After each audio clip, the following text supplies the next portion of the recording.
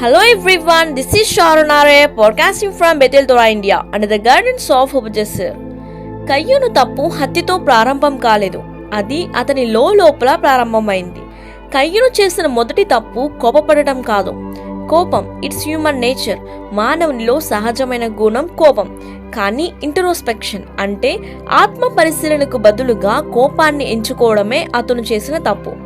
నాలో ఏమి లోటు ఉంది అని అడగడానికి బదులుగా నాకంటే నా తమ్ముడు ఎందుకు అనుగ్రహం పొందాడు అని అడిగాడు. ఇక్కడే కోపం ప్రమాదకరంగా మారుతుంది. కోపం అదుపు తప్పినప్పుడు లక్ష్యం కోసం చూస్తుంది. కయ్యూను తన లక్ష్యాన్ని హేబేలులో కనుగొన్నాడు. హేబేలు ఏ తప్పు చేయలేదు, కానీ హేబేలు అంగీకరించబడడం కయ్యూనుకు అవమానంగా మారింది.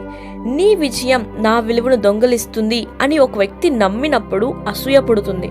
కయ్యూను అప్పటి నుండి హేబేలును సోదరుడిగా కాక ఒక అడ్డంకులాగా చూడడం మొదలుపెట్టాడు. సో హత్య ఎందుకంటే అసూయ స్వీయ మెరుగుదల అంటే సెల్ఫ్ ఇంప్రూవ్మెంట్ను కోరుకోదు, తనకు ఉన్న కంపారిజన్నే తుడిచివేయాలని కోరుకుంటుంది. కయ్యూను ఇలా అనుకున్నాడు, హేబేలే లేకుండా ఉంటే నాకంటూ ఫెయిల్యూర్ అపజయమే ఉండదు కదా అని అనుకున్నాడు. ఇది అసూయ యొక్క చివరి అబద్ధం. ఒక ఆలోచన ఎలా నేరంగా మారుతుందో కయ్యూను మనకు చూపిస్తాడు, కానీ అతని కథ అతని పరిధిని దాటి ప్రతిధ్వనిస్తుంది.